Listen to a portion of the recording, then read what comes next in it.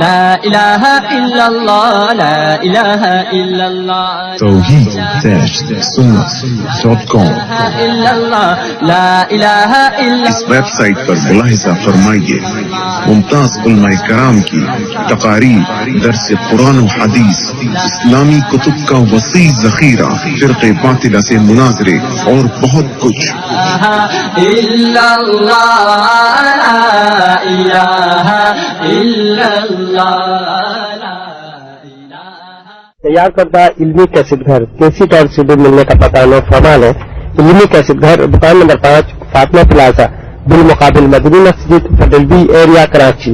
Phone number 63400813۔ لله نحمده ونستعينه ونستغفره ونؤمن به ونتوكل عليه ونعوذ بالله من شرور أنفسنا ومن سيئات أعمالنا من يهده الله فلا مضل له ومن يضلله فلا هادي له ونشهد أن لا إله إلا الله وحده لا شريك له ونشهد أن سيدنا وسندنا وحبيبنا ومرشدنا ومولانا محمدا عبده ورسوله أما بعد فأعوذ بالله من الشيطان الرجيم بسم الله الرحمن الرحيم إياك نعبد وإياك نستعين صدق الله مولانا العظيم يا رب صل وسلم دائما أبدا على حبيبك خير الخلق كلهم هو الحبيب الذي ترجى شفاعته لكل حول من الأحوال مقتحم اللهم صل على محمد وعلى آل محمد كما صليت على إبراهيم وعلى آل إبراهيم إنك حميد مجيد اللهم بارك على محمد وعلى آل محمد كما باركت على إبراهيم وعلى آل إبراهيم إنك حميد مجيد رب زدني علما رب زدني علما رب زدني علما سب ساتھی پڑھیں ربی یسر ولا تعسر وتمم بالخير وبك نستعين يا فتاح يا فتاح يا فتاح رب زدني علما رب زدني علما رب زدني علما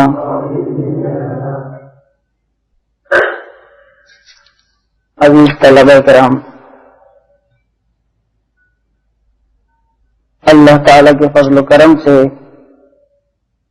ہمارا تیسرا تربیتی کورس آج شروع ہوا ہے۔ اللہ پاک اپنی بارگاہ میں اس کو قبول فرمائے۔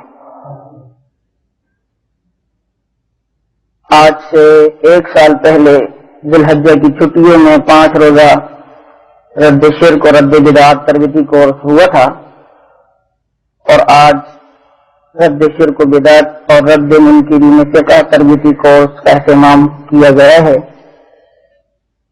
جس میں ہمارے مخزن علوم کانپور پنجاب سے مولانا عبدالغفار صاحب انشاءاللہ تشریف لائیں گے۔ مولانا نور اللہ صاحب آپ کے سامنے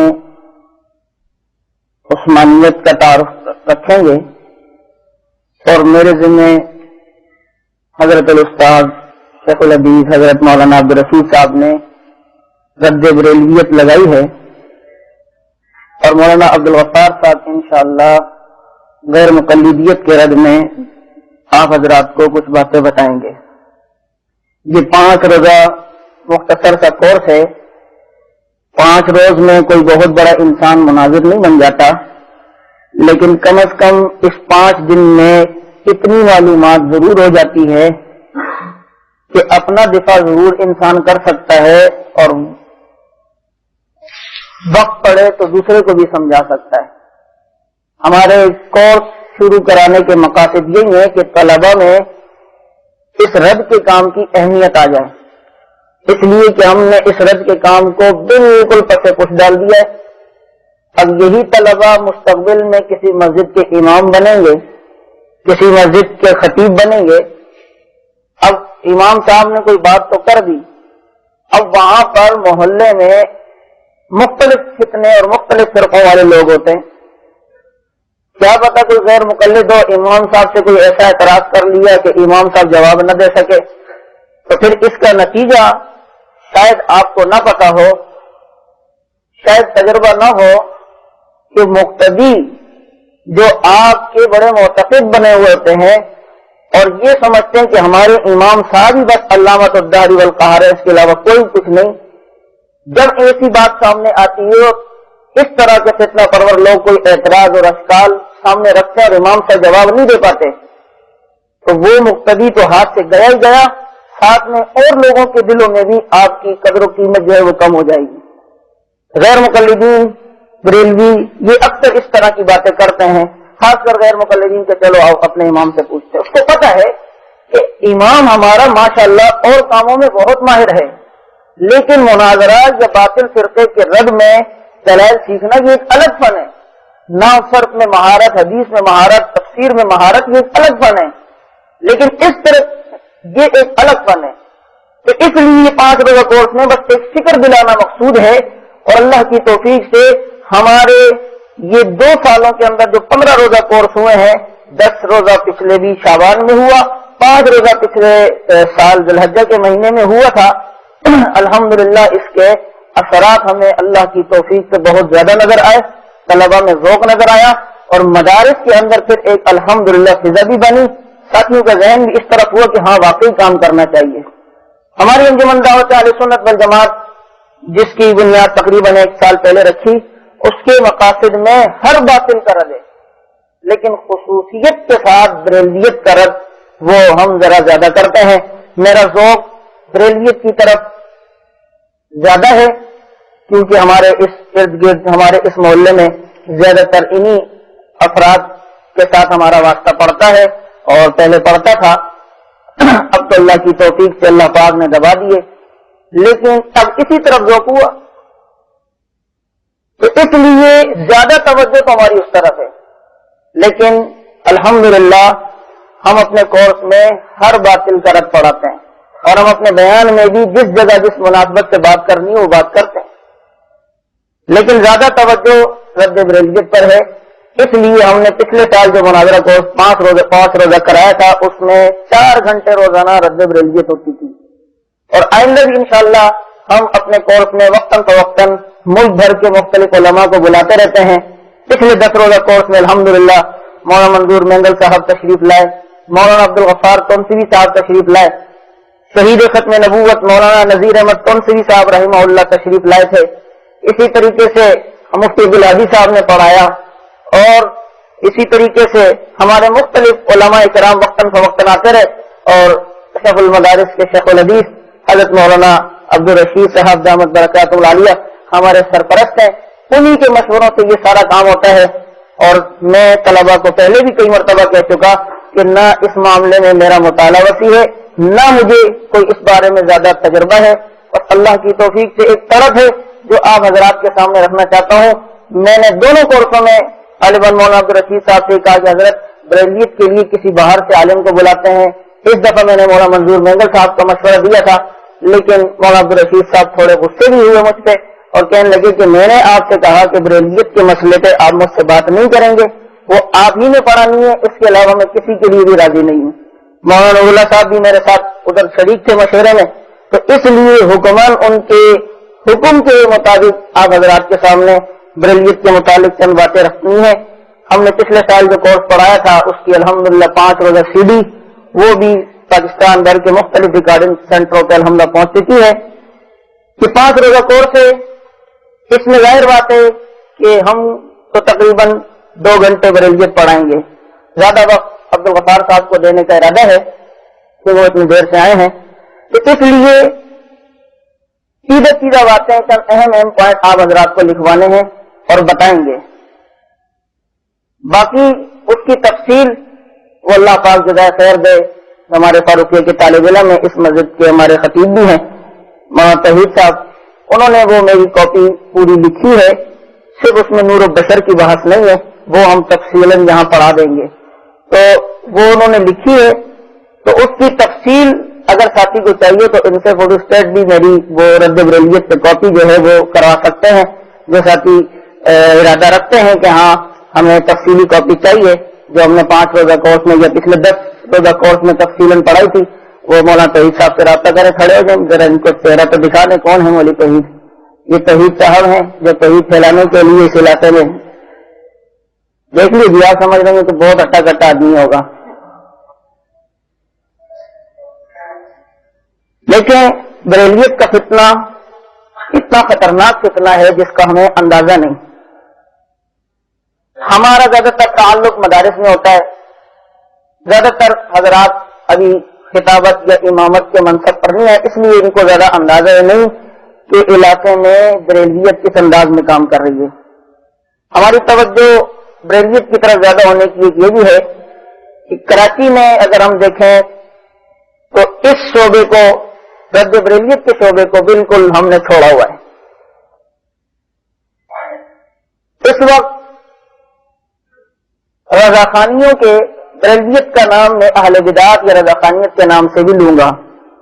رضاخانیوں کی ہر مسجد میں ہر جمعے میں ہمارا رد ہوتا ہے.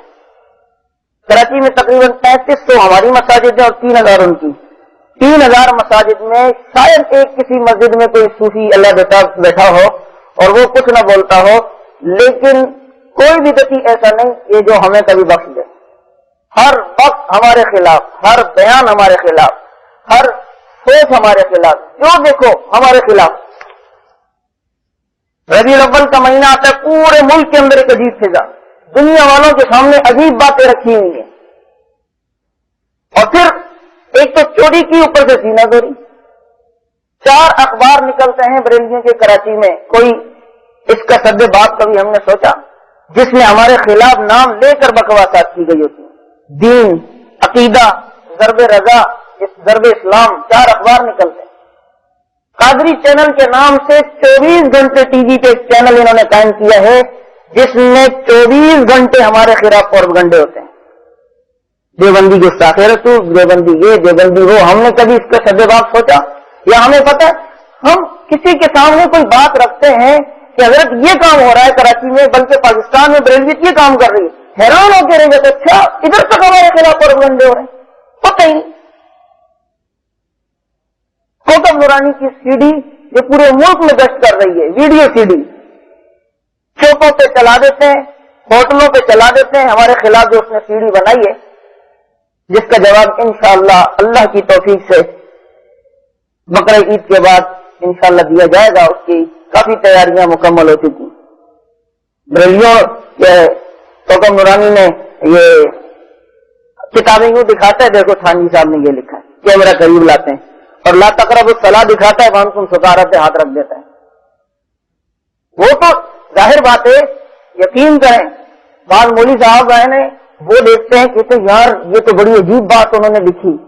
تو کیا وجہ ہے کہ اپنے اکابرین کی کتاب کا مطالعہ نہیں, بریلیت کا مطالعہ نہیں, جس کی وجہ سے ہمارے افراد جب دیکھتے ہیں یار یہ بات لکھ دی, اب یہ نہیں بتا رہا اور یہ نہیں اس میں تفصیل بتا رہا کہ وہ کہنا کیا چاہتا ہے اور آگے کیا لکھا ہے, اس کی اگلی لائن کیا ہے, اس کی پچھلی لائن کیا ہے. بس لا تقربوا الصلاۃ کہہ دیا وانتم سکارا, آگے نہیں بتا رہا کہ نماز کی طرف نہ جاؤ, یہ نہیں بتاتا کہ آگے کیا لکھا ہے کہ جب تم نشے کی حالت میں.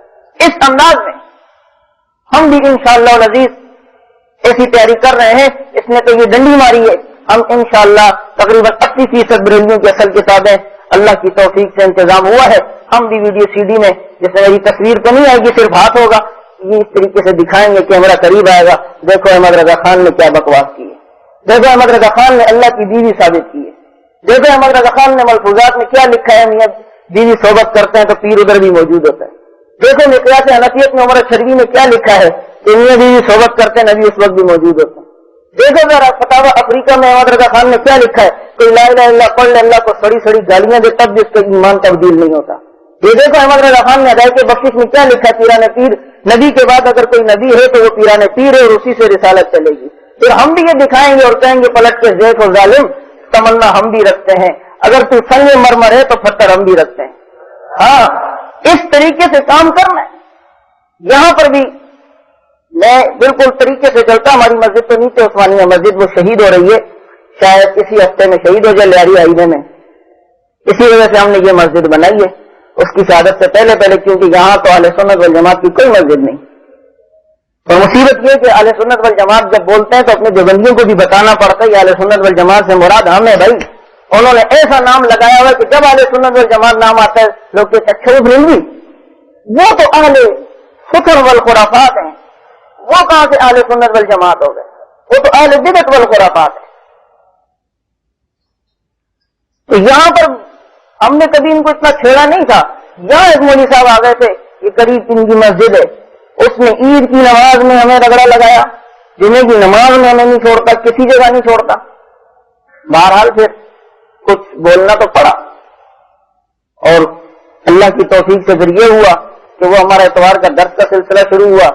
پھر شہر بھر سے مختلف علاقوں سے لوگ جڑنے لگے, پھر مختلف جگہوں پہ بیانات کے لیے جانا ہوا. اور یہ سلسلہ اس ایک شخص کی وجہ سے جس نے ہمیں چھیڑا, اس نے شاید رستے کے پیچھے پڑا نہیں تھا کہ نہ چھیڑ ملنگا نو نہیں پہ جانا ہے ٹنگا نو, تو اس نے یہ سب کچھ کیا. اس کے بعد ساتھیوں کے اصرار ہوا, ہم نے یہ سلسلہ اللہ کی توفیق سے ساتھیوں کے اخلاص سے آگے بڑھایا. اور اب کراچی کے مختلف علاقوں میں بریلویت کے رد میں الحمدللہ بات ہوتی ہے.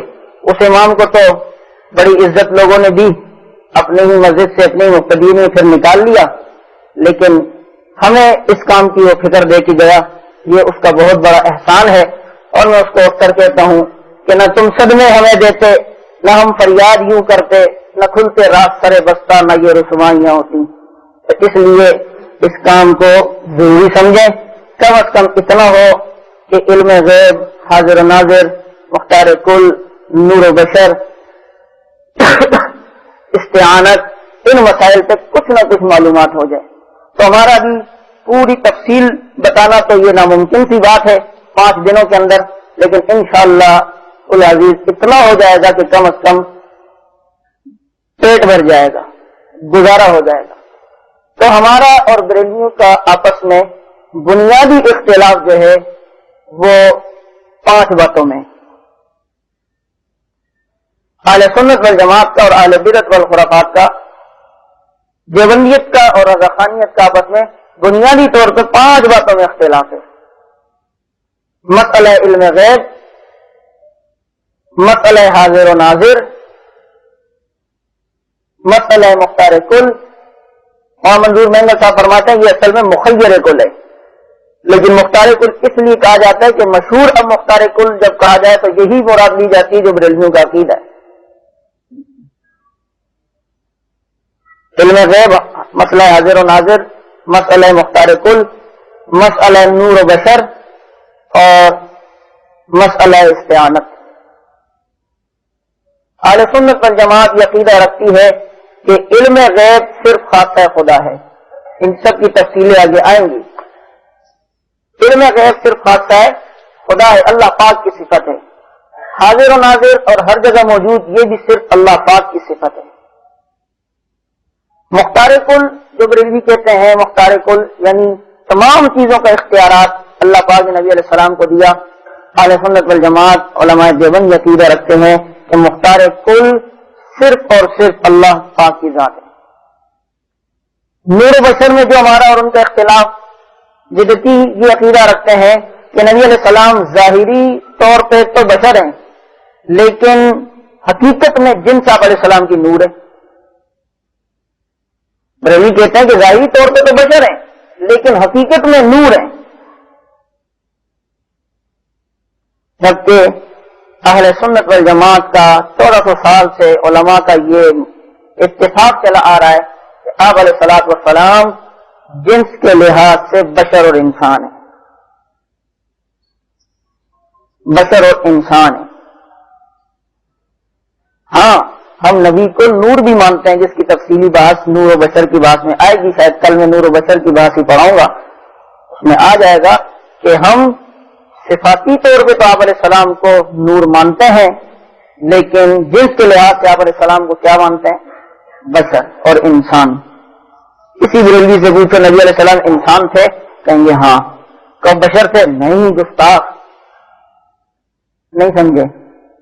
کوئی فرق ہے اس میں؟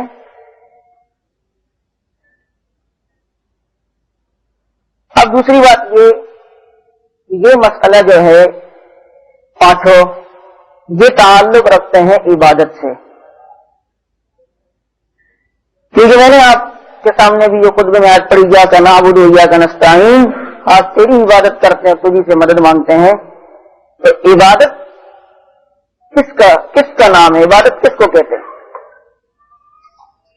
میں تو یہ دعویٰ کیا کرتا ہوں اور کہتا ہوں کہ بریلوی عبادت میں بھی نبی علیہ السلام کو شریک کرتے ہیں.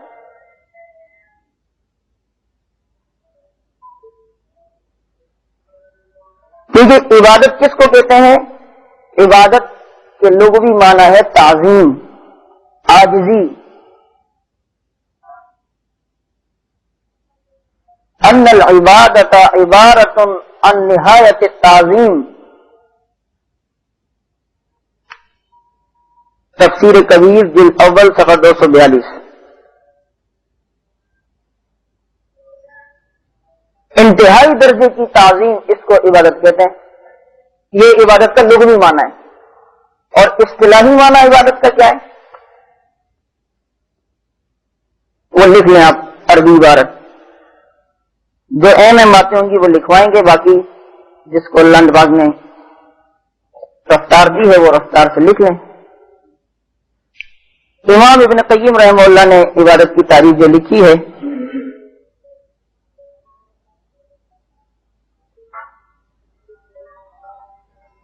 مدارج السالکین کتاب کا نام ہے، مدارج السالکین جلد اول صفحہ 40. العبادت عبارت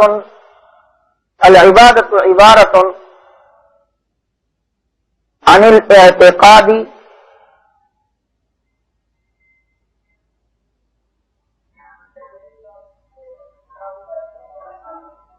والشعور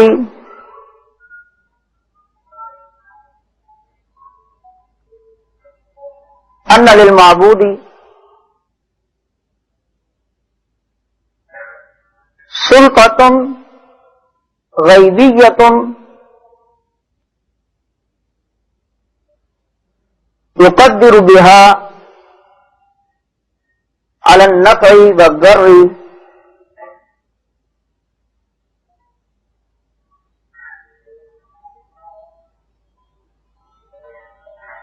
فكل ثناء ودعاء وتعظيم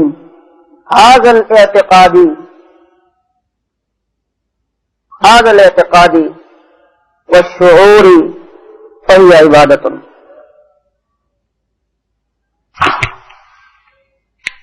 کہ عبادت اس اعتبار اور شعور کا نام ہے کہ کوئی کسی کی تعظیم اس ارادے کے ساتھ کرے، اس نیت کے ساتھ کرے کہ جس کی میں تعظیم کر رہا ہوں وہ نفع نقصان پر قدرت رکھتا ہے، وہ نفع نقصان سے قدرت رکھتا ہے. تو ایسی تعظیم عبادت کہلائی جاتی ہے.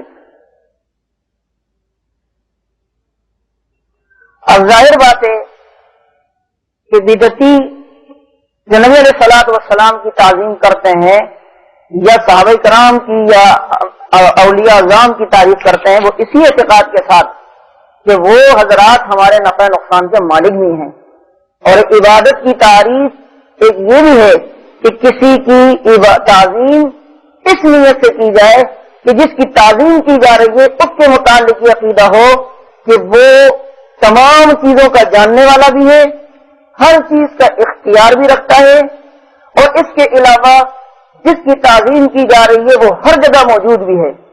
اس نیت اور اس سوچ کے ساتھ اگر کسی کی تعظیم کی جائے تو اس تعظیم کو عبادت کہتے ہیں. ظاہر بات ہے تعظیم تو استاد کی بھی ہوتی ہے، تعظیم تو والدین کی بھی ہوتی ہے. اگر کوئی کہے کہ آپ اپنے والدین کی تعظیم چھوڑ دو تو کہو کہ ہم والدین کی تعظیم اگر کرتے ہیں تو ہمارے دل میں یہ نیت نہیں ہوتی کہ ہمارے والدین ہر چیز کے جاننے والے ہیں. ہر جگہ موجود ہیں یا ہر چیز کا اختیار رکھتے ہیں. اس ارادے سے ہم تعظیم نہیں کرتے.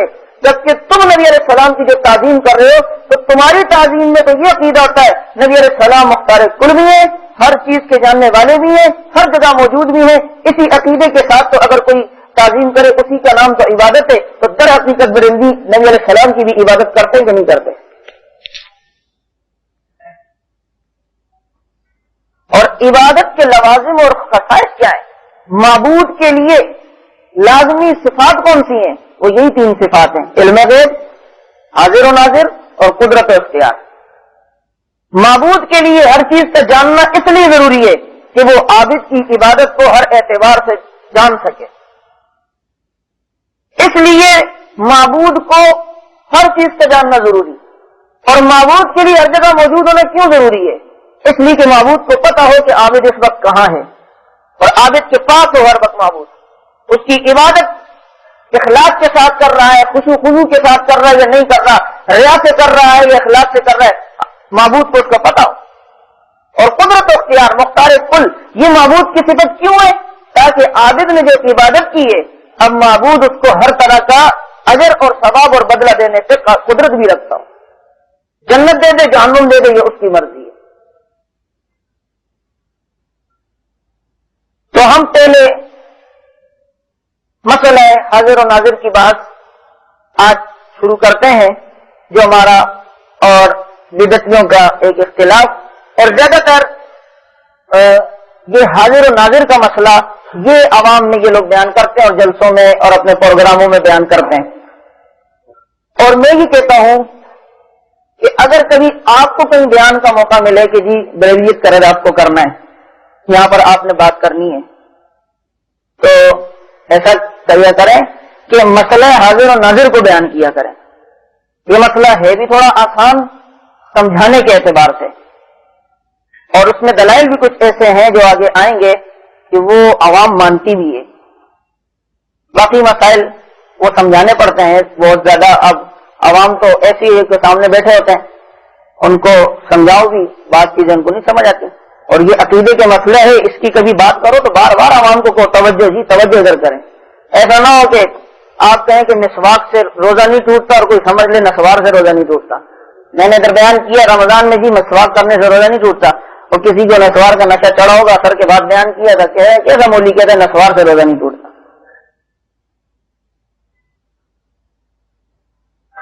تو جی میں نے آپ سے یہ کہا تھا بھی کہ اہل سنت والجماعت کا عقیدہ ہے کہ ہر جگہ موجود کون؟ اللہ پاک کی ذات. اس کے متعلق چند آیات آپ کو لکھوا دیتا ہوں اللہ پاک کے ہر جگہ موجود ہونے کی. میں نے آپ سے بھی چلے بعد میں بتا دیتا ہوں. پہلی آیت ہے ما یکون من نجوی ثلاثۃ الا هو رابعهم. اس میں یہ ہوگا کہ آیات اگر میں لکھاؤں گا, کوئی لکھ سکتا ہے تو لکھے, نہیں تو میں صرف آیت نمبر اور پارا نمبر بتا دوں گا, اس کو پھر جا کے گھر پہ کر لے. ابھی تو رف ظاہر بات ہے آپ کام کریں گے. پارا 28 سورہ مجادلہ آیت نمبر 7, جس میں اللہ پاک فرماتے ہیں کہ جب بھی کہیں 3 آدمی سرگوشی کرتے ہیں چوتھا اللہ وہاں موجود ہوتا ہے, جب 4 آدمی سرگوشی کرتے ہیں تو 5واں اللہ وہاں موجود ہوتا ہے. دوسری آیت ثانی اثنین اذ ہما فی الغار اذ یقول لصاحبہ لا تحزن ان اللہ معنا. نبی علیہ السلام نے جو غار میں اپنے ساتھی سے کہا کہ لا تحزن, گھبراؤ نہیں, ڈرو نہیں, ان اللہ معنا, اللہ ہمارے ساتھ ہے. تو یہ اللہ کے ساتھ ہونے کی, موجود ہونے کی دلیل ہے. پارہ 10 سورہ توبہ آیت نمبر 4, رکوع نمبر 4.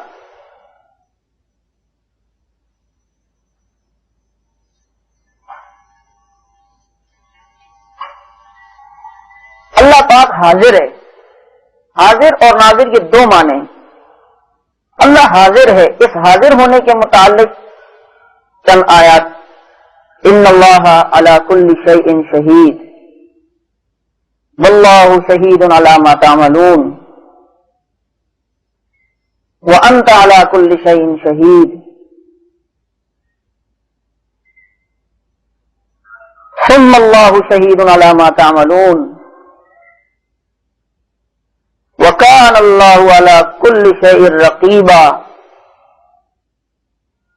پھر آیت سن لیں. ان اللہ علی کل شیء شہید واللہ شہید علی ما تعملون وانت علی کل شیء شہید ثم اللہ شہید علی ما تعملون وکان اللہ علی کل شیء رقیبا وکان اللہ علی کل شیء شہیدا. اللہ پاک دیکھتے بھی ہیں ناظر بھی ہیں. اس کے متعلق آیات. ان اللہ بصیر بالعباد. ان اللہ بصیر بالعباد. ان اللہ بما تعملون بصیر واللہ بما تعملون بصیر واللہ بصیر بما تعملون.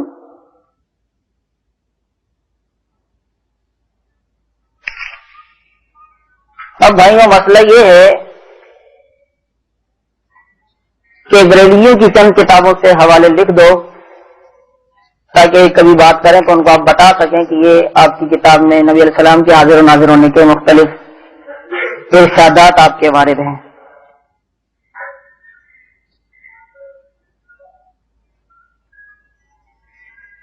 مولوی سید احمد سعید ملتانی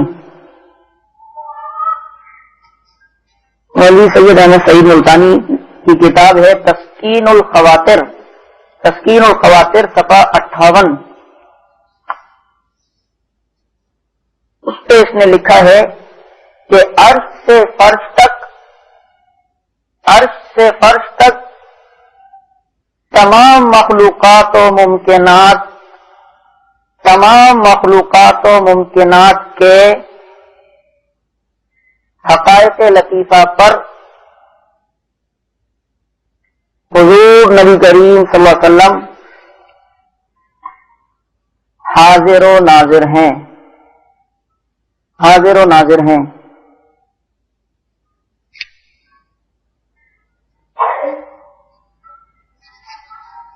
مقیاس حنفیت میں مولوی عمر اچھروی نے لکھا ہے. ان کا دوسری عبارت ہے نمبر 2 کر کے. مولوی عمر اچھروی کی مقیاس حنفیت.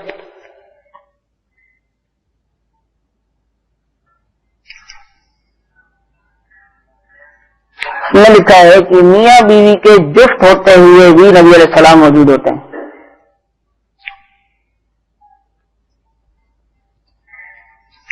غریبوں سے کہا کرو تم جیسا بغیرت کوئی نہیں ہے.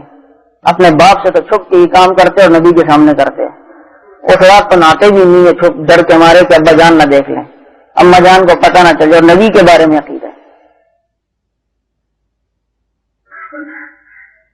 جس موقع پہ اللہ کے نبی نے فرمایا کہ وہ کرامن کاتبین جو ساتھ ہوتے ہیں حیا کے مارے وہ بھی چلے جاتے ہیں, کبھی چھوڑ دو ان کو اکیلا. اس کا صفحہ نمبر غالباً 152 ہے. مختلف ایڈیشن اس کا صفحہ نمبر کل میں لکھوا دوں گا, لیکن ابھی جو ذہن میں ہے وہ غالباً 152 ہے. اچھا جی, صوفی اللہ دتا کی کتاب ہے تنویر الخواطر. تنویر الخواطر صفحہ 51.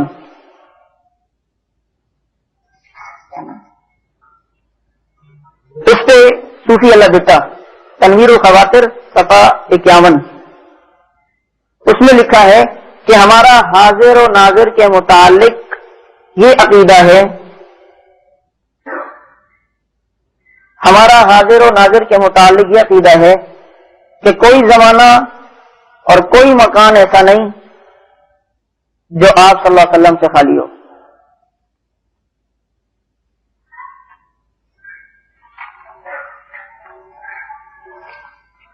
اب مسئلہ حاضر و ناظر پہ چند تنقیحات ہیں, چند باتیں ہیں جو آپ لکھ لیں.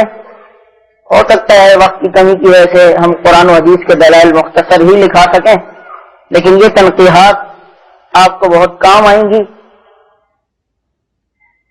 ایک مولوی صاحب نے یہ تنقیحات لکھ کے بریلیوں کا چوٹی کا مناظر سعید اشد اس کو دی, اور وہ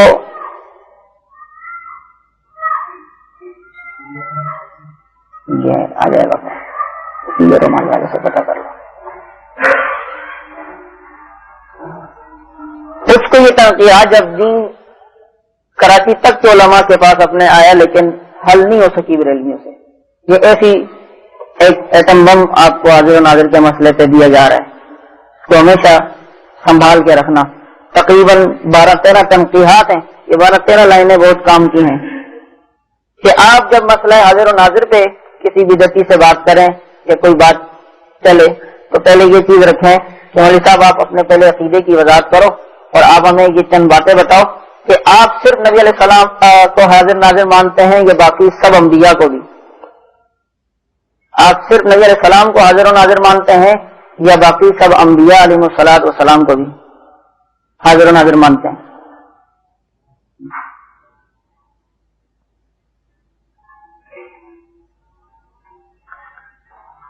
اگر باقی انبیاء علیہ الصلوۃ والسلام کو بھی آپ حاضر و ناظر مانتے ہیں تو کیا تمام کے تمام انبیاء علیہ السلام کو؟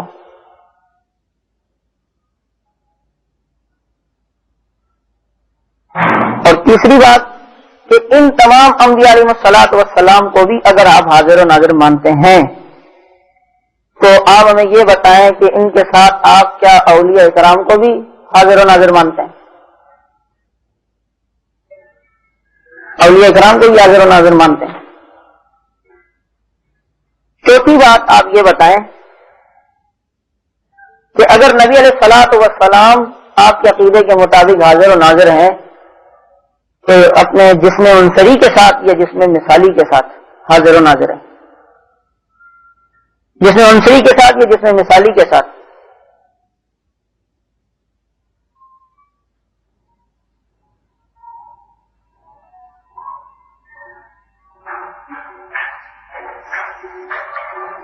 پانچویں بات آپ بتائیں کہ آپ علیہ الصلوۃ والسلام کو اگر اس جسم عنصری کے ساتھ مانتے ہیں تو کیا صرف جسم کو مانتے ہیں یا روح کو بھی ہر جگہ موجود مانتے ہیں؟ روح کو مانتے ہیں؟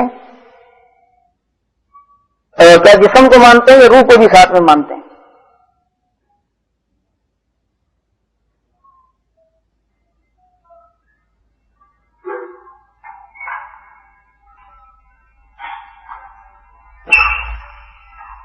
جسم کو مانتے ہیں یا روح کو مانتے ہیں؟ ان دونوں میں سے کس کو مانتے ہیں؟ یہ ساتویں بات.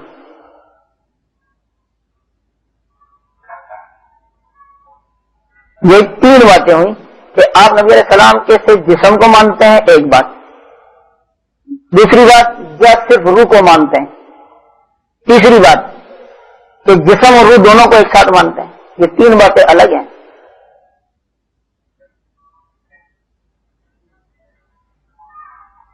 اور آٹھویں بات ہے یا نویں ہے؟ آٹھویں. مولوی صاحب ذرا ہمیں یہ بتائیں کہ آپ جو نبی علیہ السلام کو حاضر و ناظر مانتے ہیں تو صرف خیر کی جگہ پہ ہر حاضر و ناظر مانتے ہیں یا شر کی جگہوں پہ بھی مانتے ہیں؟ یعنی پاک اور اچھی جگہوں پہ حاضر و ناظر مانتے ہیں یا بری اور گندی مجالس میں بھی حاضر و ناظر مانتے ہیں؟ تو پہلے یہ باتیں بتائیں, اس کے بعد پھر بات کرتے ہیں.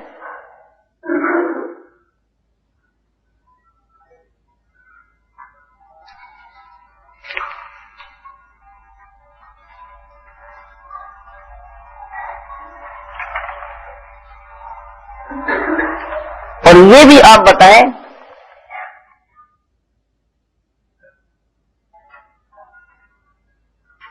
کہ آپ کا عقیدہ ہے کہ نبی علیہ الصلوۃ والسلام کو علم غیب کی صفت تدریجاً ملی ہے, یعنی آہستہ آہستہ. بعض بدعتی کہتے ہیں کہ شب معراج کو مکمل علم غیب مل گیا, بعض کہتے ہیں کہ قرآن کریم جب مکمل ہوا تب, بعض کہتے ہیں کہ نہیں وفات کے وقت تمام ملا. تو کہتے ہیں تدریجاً آہستہ آہستہ علم غیب کی صفت ملی. تو کہ جس طرح آپ کا عقیدہ تدریجاً علم غیب کا ہے تو آپ علیہ السلام کو جو حاضر و ناظر مانتے ہیں یہ صفت نبی علیہ السلام کو تدریجاً ملی ہے یا یکمشت ایک دم مل گئی؟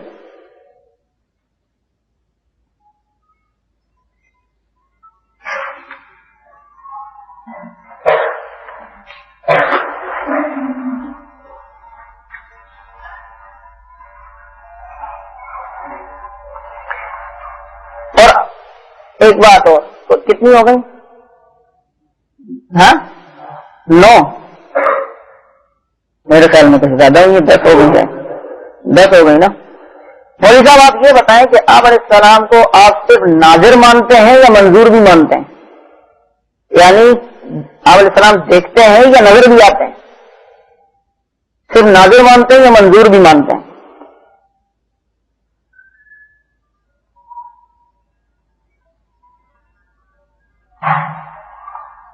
और ये अगली बात ये बताएं, क्या जहां जहां अल्लाह पाक हाजिर और नाजिर है वहां वहां नबी अलैहि सलाम को भी आप हाजिर और नाजिर मानते हैं या नहीं?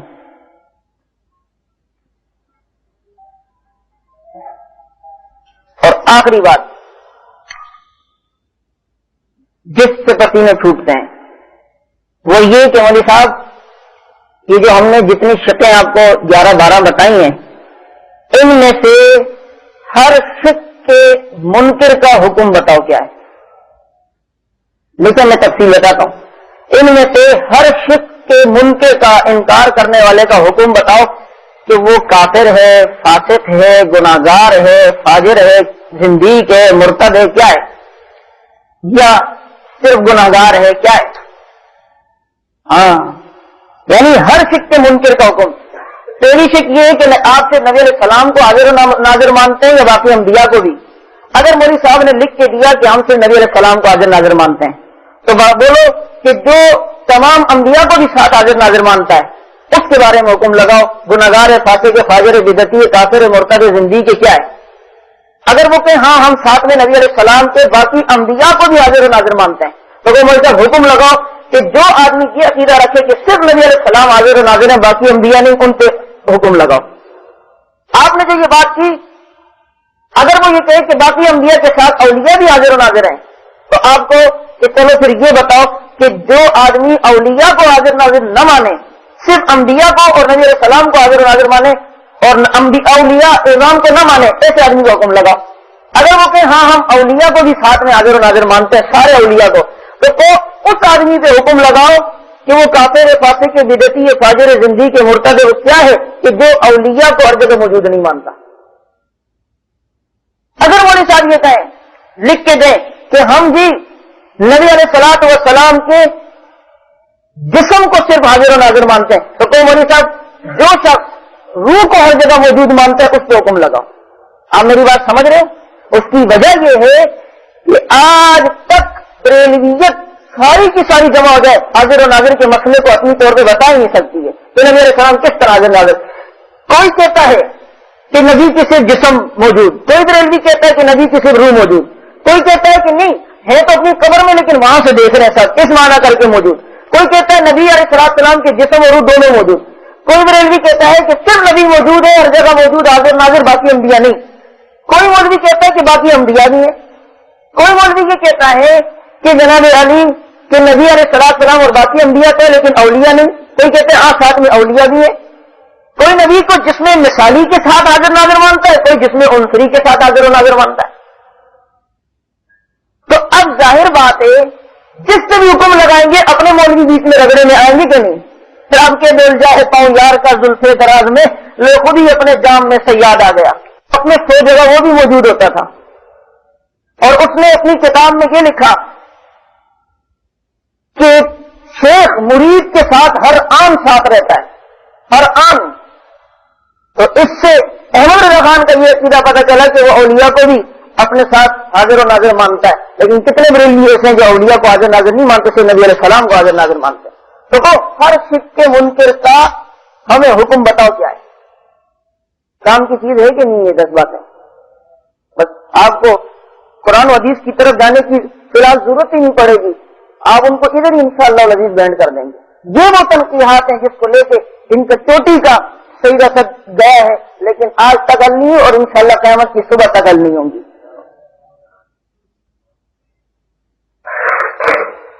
अब अगर वो कोई बिदअती आपसे ये कहे कि नबी अलैहिस्सलातु वस्सलाम का सिर्फ जिस्म मौजूद है, रूह मौजूद नहीं, तो आप कहें फिर आधे हाजिर नाजिर है। आपका अकीदा तो मुकम्मल हाजिर और नाजिर का है ना? या वो ये कि रूह मौजूद है जिस्म नहीं, फिर भी कहे आधे हाजिर और नाजिर है। اگر وہ یہ کہ روح اور جسم دونوں موجود ہے تو کہو نظر کیوں نہیں آتے؟ روح اور جسم کسی کا ہو وہ نظر آتا ہے کہ نہیں آتا؟ اور پتہ ہے بریلوی کیا کہتے ہیں؟ بریلوی کہتے ہیں کہ گستاخوں کا نظر نہیں آتے، عاشقوں کا نظر آنے اس طرح سے عشق کی آنکھ ضرورت ہے. عشق کی آنکھ ہو تو نظر آئے گی. ماشاءاللہ ابو جہل پہ عشق کی آنکھ لگی تھی جو مکے کی گلیوں میں نبی علیہ السلام نظر آتے تھے. ابو جہل کو نظر آتے تھے کہ نہیں؟ کیونکہ جسم اور روح دونوں کے ساتھ ہوتے تھے. اگر کوئی بدعتی یہ کہے کہ جی ہے تو اپنی قبر اطہر میں، جیسے سید اسد کا یہ عقیدہ کہ ہے تو اپنی قبر میں، نہیں، سید اسد کا عقیدہ وہ میں بتاتا روحانیت کا قائل ہے تو اپنی قبر میں کوئی بدعتی کہے، لیکن وہاں کے ساری چیزوں کو دیکھ رہے ہیں اس معنی کر کے نبی علیہ السلام حاضر و ناظر ہیں، تو پھر صرف ناظر ہوئے، حاضر تو نہیں ہوئے؟ نہیں سمجھے بات کو؟ پھر تو صرف ناظر ہوئے، دیکھنے والے ہوئے، حاضر تو پھر بھی نہیں ہو مولوی صاحب.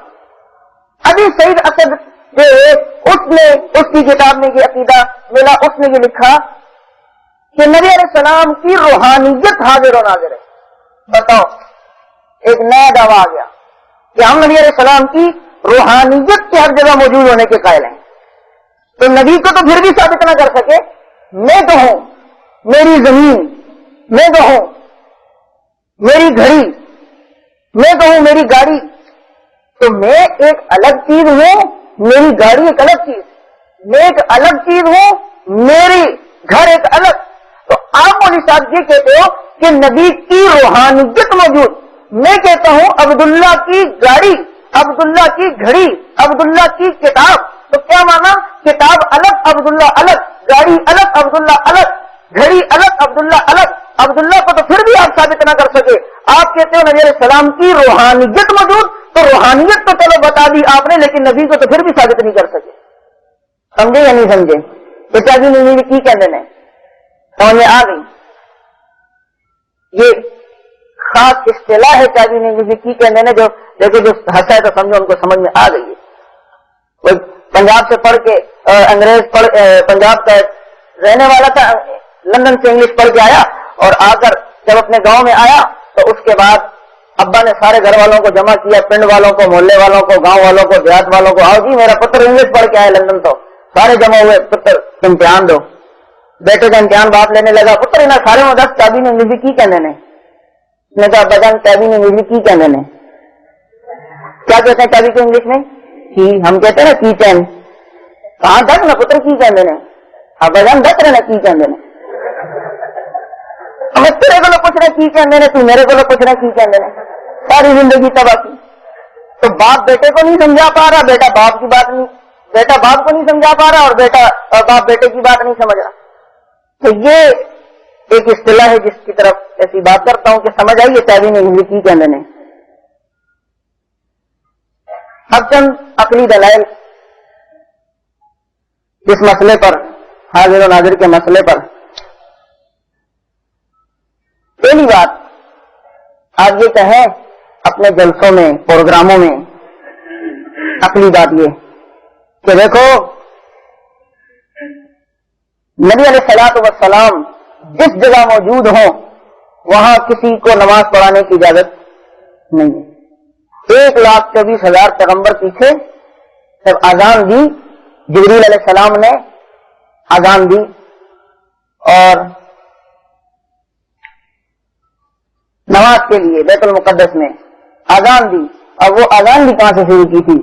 حضرت جبریل علیہ السلام نے الصلاۃ والسلام علیک یا رسول اللہ نہیں پڑھی تھی انہوں نے. آپ کے پاس کیا دلیل ہے؟ جبریل گستاخ تھا کیا؟ چلو جبریل تو بھول گیا، وہ جو 1,24,000 پیغمبر تھے انہوں نے کیوں نہیں بتایا جبریل تو نے کیوں یہ کام کیا؟ اللہ اکبر سے میں اکثر کہتا ہوں کہ ہماری اذان جو اللہ اکبر سے شروع ہوتی ہے 1,24,000 انبیاء علیہ الصلوۃ والسلام کا بشمول جناب محمد رسول اللہ صلی اللہ علیہ وسلم کا، ان تمام انبیاء پر اللہ اکبر سے شروع ہونے والی اذان پر ان تمام انبیاء کا اجماع سکوتی ہے. اجماع سکوتی بھی کوئی چیز ہے کہ نہیں؟ کوئی عمل ہوتا ہوا دیکھا لیکن خاموش ہو گئے، اس کے متعلق نفیر نہیں کی، تو اصول فقہ کی کتابیں موجود ہے، وہ اجماع سکوتی ہوتا ہے. خاموش رہنا اس بات کی دلیل ہے کہ یہ بھی کام صحیح تھا اسی لیے تو خاموش رہے. تو اللہ اکبر سے شروع ہونے والی اذان پر 1,24,000 انبیاء کا اجماع سکوتی ہے. اذان دی تو سب سے آگے کون کھڑے ہوئے تھے نماز پڑھانے کے لیے؟ نبی علیہ الصلوۃ والسلام. تو نبی کی موجودگی میں آپ پوچھیں مولوی صاحب باقی انبیاء بھی نہیں نماز پڑھا سکتے، آپ کیسے گستاخ ہو گئے کہ نبی کی موجودگی میں مولوی صاحب خدا گیا تھا؟ مسلح چھوڑو یا عقیدہ چھوڑو. دوسری عقیدہ دلیل کہ دیکھیں اللہ پاک نے نبی علیہ الصلوۃ والسلام کی تعظیم کے لیے فرمایا قرآن کریم میں. وہ کون سی آیت ہے جی؟ لا ترفعوا اصواتکم فوق صوت النبی، سورہ حجرات میں. کون سی آیت نمبر؟ دوسری آیت ہے کہ نبی علیہ السلام کے سامنے اونچا نہیں بولو، نبی کی آواز سے تمہاری آواز اونچی نہ ہو. ایک صحابی رسول کی آواز فطری طور پہ تیز تھی، ثابت بن قیس رضی اللہ تعالیٰ عنہ کی، تو فطری طور پہ ان کی آواز تیز تھی. تو اس آیت کے بعد انہوں نے نبی علیہ السلام کی مجلس میں آنا چھوڑ دیا. نبی علیہ الصلوۃ والسلام نے صحابہ کرام سے فرمایا کہ ماں شان ثابت بن قیس لا نراہ، کیا ہوا کہ مجھے ثابت بن قیس نظر نہیں آ رہا. ساتھ میں دوستو جب اس چیز کا ذوق ہوگا نا، ہر بات سے آپ پوائنٹ خود بھی نکالو گے کہ لا نراہ کیا ہوا، میں دیکھ کیوں نہیں رہا. کیا ہر جگہ موجود سے بھی کوئی چیز غائب ہوتی ہے؟ نہیں ہوتی. تو تصدیق کے لیے بھیجا گئے کوئی صاحب تصدیق کے لیے بھیجے کہ کیوں نہیں آئے. تو آ کے انہوں نے بتایا کہ بھائی میں اس لیے نہیں آیا کہ آیت آ گئی، میری آواز فطری طور پہ تیز ہے، اگر میں زیادہ زور سے بولوں گا میرے عمل تب ہو جائیں گے.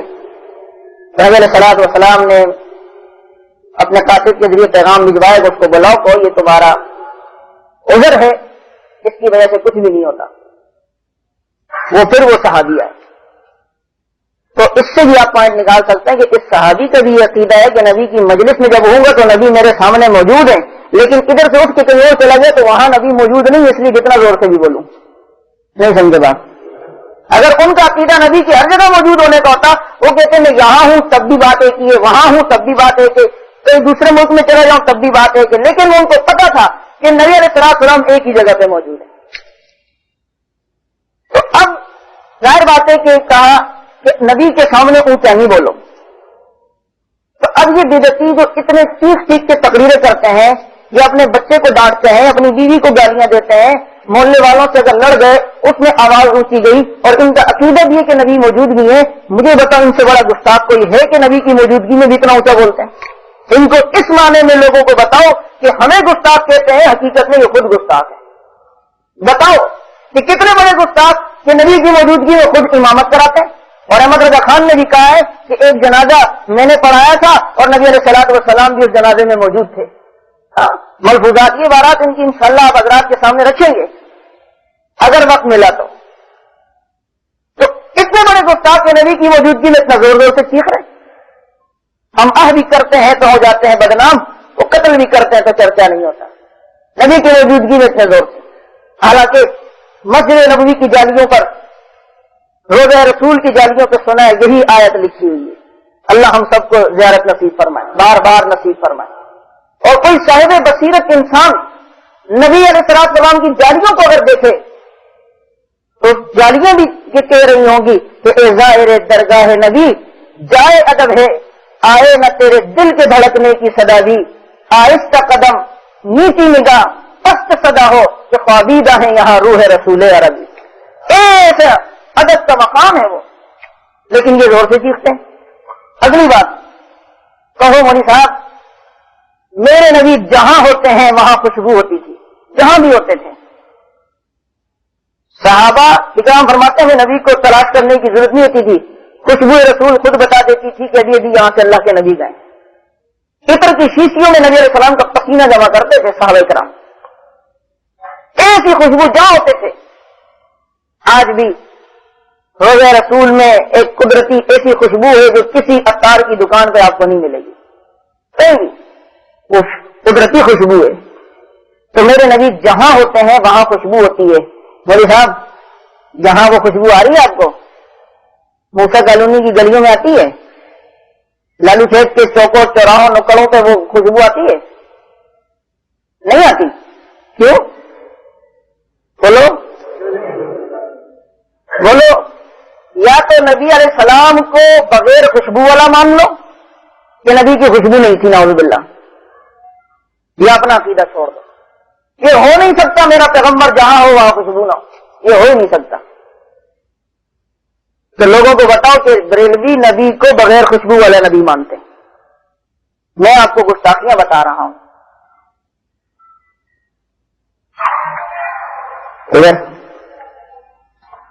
اصل میں کچھ انتظامات بھی میں اس لیے بار بار آپ کو تکلیف ہو رہی ہے. اچھا اگلی بات، اگلی عقلی دلیل. مولوی صاحب آپ یہ بتاؤ کہ دجال قیامت تک مکے اور مدینے میں کیوں نہیں آ سکتا؟ مولوی صاحب سے پوچھو. ظاہر بات ہے قیامت تک دجال مکے اور مدینے میں اس لیے نہیں آ سکتا کہ مکے میں بیت اللہ کی عظمت کی وجہ سے اور مدینے میں نبی علیہ الصلوۃ والسلام کی موجودگی کی وجہ سے، جو آپ علیہ السلام قبر اطہر میں موجود ہیں، اس وجہ سے آپ علیہ الصلوۃ والسلام کی برکت سے دجال قیامت تک مدینے میں بھی نہیں آ سکتا اور مکے میں بھی نہیں آ سکتا. لیکن دجال شام میں اور دوسرے تیسرے علاقوں میں جائے گا کہ نہیں جائے گا؟ کیوں جائے گا؟ اگر نبی وہاں موجود ہو تو دجال جا سکتا ہے؟ کبھی بھی نہیں جا سکتا، کبھی بھی نہیں. تو کہو مولوی صاحب پھر تو تم نبی کی موجودگی میں دجال کو مانتے ہو، تم سے بڑا گستاخ کوئی نہیں. ہر بات میں ان کی گستاخیاں پکڑو. دوسری بات، مولوی صاحب آپ مجھے یہ بتائیں کہ نبی علیہ السلام نے ہجرت کی کہ نہیں؟ اور ہجرت کہتے ہیں اپنے، یہ عقلی دلائل ہیں، کتنے ہو گئی؟ 5. ہجرت کہتے ہیں اپنے وطن کو چھوڑنا. اپنے وطن کے چھوڑنے کا نام ہجرت ہے. آپ اپنے وطن میں موجود ہیں اور وہاں سے نکلے نہیں تو آپ مہاجر نہیں کہلائیں گے، آپ کی ہجرت نہیں ہوئی. ساری کی ساری مسلمانوں کا اس بات پہ اتفاق ہے کہ نبی علیہ السلام نے ہجرت کی ہے. لیکن بریلوی نبی کی ہجرت کا بھی منکر ہے اس عقیدے کو اگر دیکھا جائے، کیونکہ ان کا عقیدہ کہ نبی علیہ السلام ہر جگہ موجود ہیں. تو مکے میں بھی تھے اور مدینے میں بھی تھے، تو مکہ جب کسی نے چھوڑا نہیں تو مہاجر کہاں سے ہو گئے؟ اپنا وطن چھوڑا نہیں تو یہ پھر ہجرت کون کر رہا ہے؟ 3 دن غار میں کون رہا؟ اونٹ پہ کون جا رہا ہے؟ معبد کے گھر پہ کون ٹھہرا ہے؟ بچیاں مدینہ المنورہ میں استقبال کر کس کی کر رہی ہیں؟ یہ ابو ذر غفاری کے گھر پہ کون جا رہا ہے؟ یہ کیا تھا؟ ابو ایوب انصاری. اب یہ آپ علیہ الصلوۃ والسلام کی ہجرت کا بھی انکار ہوگا نبی علیہ السلام کو ہر جگہ موجود ماننے سے، اور نبی علیہ السلام کی معراج کا بھی انکار ہوگا نبی علیہ السلام کو موجود ماننے سے. اس لیے کہ آپ علیہ السلام گئے، سب کہتے ہیں آسمانوں پہ گئے، یعنی پہلے سے موجود نہیں تھے نا. ابھی یہ ہم کہتے ہیں مولانا نور اللہ صاحب، مولانا عبدالغفار صاحب کے پاس گئے، تو کیا مانا ابھی گئے ہیں وہاں نہیں ہے؟ اور قرآن میں بھی اللہ نے کہا سبحان الذی اسری بعبدہ لیلا من المسجد الحرام الی المسجد الاقصی، الی المسجد الاقصی. الی کس لیے آتا ہے؟ کہ مسجد حرام سے مسجد اقصی کی طرف لے کر گیا اللہ پاک. اور کیوں؟ معراج کا فلسفہ اللہ نے بیان کیا، اس لیے کہ لنریہ من آیاتنا، اپنی نشانیاں دکھانا چاہتا ہوں. یعنی ابھی تک دیکھی نہیں ہے، لے کے جاؤں گا وہ نشانیاں دکھاؤں گا. وہ کس کا حوالہ لکھایا تھا صوفی اللہ دیتا، جو کہتا ہے، یہ مولوی سید احمد سعیدی جو کہتا ہے عرش سے فرش تک تمام ممکنات و مخلوقات میں آپ علیہ السلام حاضر و ناظر، کیونکہ اس کا یہ تھی. تو معراج کا بھی انکار ہوتا ہے، بدعتی نبی کی معراج کا بھی منکر ہے. اسی طرح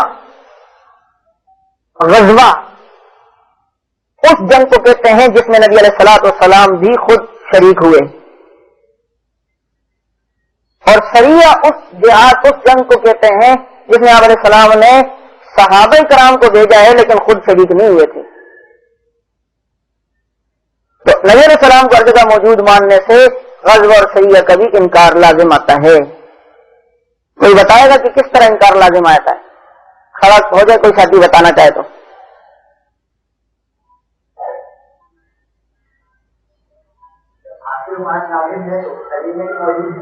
جزاک اللہ. بات تو سب کو سمجھ آ گئی نا. صحیح ہے، اس کو کہتے ہیں جس میں نبی علیہ السلام نہیں گئے تھے.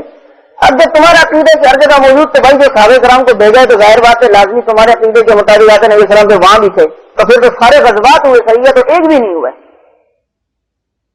اگلی بات کہو مولوی صاحب نبی علیہ الصلوۃ والسلام اعتکاف فرماتے تھے یا نہیں؟ وہ کہے گا ہاں. تو تم تو نبی کے اعتکاف کے منکر ہو. کیسے؟ تو اعتکاف مسجد سے بلا کسی مسجد سے نکل جانے کی وجہ سے اعتکاف کیا ہو جاتا ہے؟ ٹوٹ جاتا ہے، ضروری حوائج ہے وہ ایک الگ بات. تو آپ نبی علیہ الصلوۃ والسلام کو رمضان کے آخری عشرے میں بھی باہر موجود مانتے ہو. یہی نبی علیہ السلام اس وقت بھی مختلف گلیوں میں تھے، ہر جگہ حاضر و ناظر تھے. ہمارے اس جگہ بھی تھے، طائف میں بھی تھے، مکے میں بھی تھے. تو آپ نے تو اعتکاف کے دنوں میں نبی کے اعتکاف سے باہر مان لیا، تو اعتکاف ٹوٹ گیا کہ نہیں ٹوٹ گیا؟ اعتکاف کے بھی منکر. پھر کہو کہ میرے نبی سے بڑا انصاف کرنے والا کوئی نہیں. میرے نبی نے اپنی ازواج مطہرات کے درمیان دنوں کی تقسیم کی ہوئی تھی. ایک دن ایک زوجہ مطہرہ کے پاس، دوسرے دن دوسرے، تیسرے دن تیسری کے پاس. نبی کو ہر جگہ موجود ماننے سے اس تقسیم کا بھی انکار لازم آتا ہے. ظاہر بات ہے کہ تمہارے عقیدے کے مطابق نبی علیہ السلام جس وقت حضرت عائشہ کے پاس ہوتے تھے اسی وقت حضرت صفیہ کے پاس بھی ہوتے تھے. سمجھے کہ نہیں سمجھے؟ ایسا آسان مسئلہ ہے. صحابہ اکرام کو کبھی اس طرف توجہ بھی نہیں گئی، کبھی صحابہ اکرام نے یہ بات بھی نہیں کی. ان کے آثار سے ان کے آپ اقوال اور واقعات دیکھیں، پتہ آپ کو چلے گا کہ ان کے وہ گمان میں بھی کبھی ایسی چیز نہیں ہوئی کہ وہ نبی علیہ السلام کو موجود مانتے. تو حضرت خبیب کو جب سولی پہ لٹکایا جا رہا تھا تو کیا فرمایا؟ اللہم اخبر عنا نبیک. بخاری کی روایت ہے نا، اے اللہ ہماری خبر کو نبی علیہ السلام تک پہنچا دے.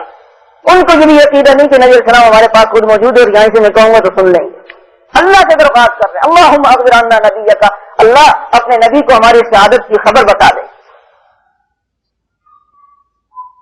اچھا جی، تو بیویوں کی تقسیم کا بھی انکار لازم آتا ہے حاضر و ناظر سے. اور کیا آتا ہے انکار؟ مکی اور مدنی صورتوں کا بھی انکار لازم آتا ہے.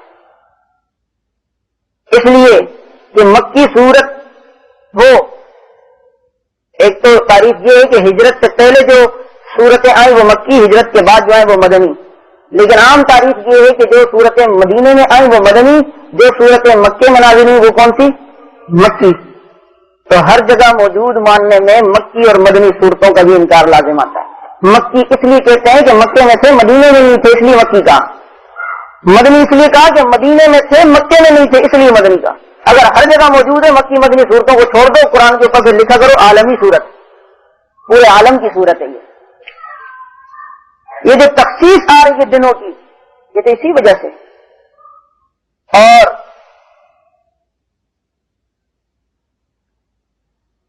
نماز جنازہ میں آپ علیہ السلام پڑھتے تھے اللہم اغفر لحینا ومیتنا اور وشاہدنا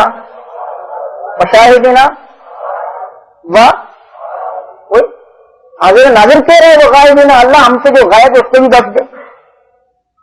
نہیں سمجھے بات کو؟ وغائبنا نبی علیہ السلام خود فرما رہے اللہ جو ہم سے غائب ہے اس کو بھی بخش دے. اللہ بھی کبھی کسی کے متعلق کہتا ہے فرشتوں میرے سے جو غائب ہے اس کی خبر دو؟ نہیں، ہر جگہ موجود ہوتے تو غائبنا نہیں کہتے. اگلی عقلی دلیل اس کو کہ مولوی صاحب ایمانداری سے بتاؤ تم عذاب قبر کو منکر ہو؟ وہ کہے گا نہیں تو منکر ہو. کیسے؟ تو دیکھو اللہ پاک قرآن کریم میں کہتے ہیں پارہ 9 سورہ انفال رکوع 4، پارہ 9 سورہ انفال رکوع 4 فرمایا وما کان اللہ لیعذبہم وانت فیہم، ان میں جب تک آپ موجود ہوں اللہ عذاب نہیں دے گا. اللہ کسی کو بھی عذاب نہیں بھیجے گا جب تک نبی علیہ السلام موجود ہو. یہی وجہ ہے کہ جب آپ علیہ السلام مکے سے نکل کے مدینہ المنورہ میں تشریف لے گئے آپ علیہ السلام کی غیر موجودگی میں مکے والوں کا تحت خالی کا عذاب آیا تھا، لیکن نبی کی موجودگی میں عذاب نہیں آ سکتا. یہ جو عذابات دنیا میں مختلف جگہوں پہ آتے ہیں کس بات کی دلیل ہے؟ کہ نبی علیہ السلام وہاں موجود. اور پھر بدعتی نبی علیہ السلام کو قبر میں موجود مانتے ہیں. کہتے ہیں وہ سوال کرتا ہے فرشتہ تو کہتے ہیں کیا نام ہے ما تقول فی حق ھذا الرجل، اس شخص کے متعلق کیا کہتے ہو؟ تو دیکھو نبی علیہ السلام آتے ہیں قبر میں ہر ایک کی. اب یہ سوال تو کافر سے بھی ہوتا ہے مسلمان سے بھی ہوتا ہے. تو خدا کی قسم ہمارا تو یہ عقیدہ ہے، تم ہمیں کہتے ہو صاحب، ہم تو کہتے ہیں کسی جگہ نبی علیہ السلام کے بال کو بھی رکھ دو وہاں سے بھی عذاب چل جائے گا، عذاب نہیں آ سکتا. تم پورے نبی کو قبر میں موجود مانتے ہو اور پھر یہ بھی کہتے ہو کہ فلاں کی قبر میں عذاب ہوگا، اس پہ یہ عذاب ہوگا، اس پہ پھر کس بات کا عذاب ہے؟ عذاب سے جن لوگوں کو کیوں ڈراتے ہو؟ کیا نبی کی موجودگی میں عذاب آ سکتا ہے؟ نہیں آ سکتا. تو پھر کافر سے بھی یہ سوال ہوتا ہے اور تمہارے عقیدے کے مطابق جس سے سوال ہوتا ہے اگر مسلمان ہوگا تو وہ جواب دے دے گا نبی کو دیکھ کے، جو کافر ہوگا وہ نہیں پہچانے گا، کہے گا میں نہیں جانتا ہوں۔ تو تمہاری اس بات سے تو یہ بھی پتہ چلا کہ کافر کی قبر میں بھی نبی آتے ہیں، تو نبی کی موجودگی میں کافر کی قبر پہ عذاب بھی مانتے ہو؟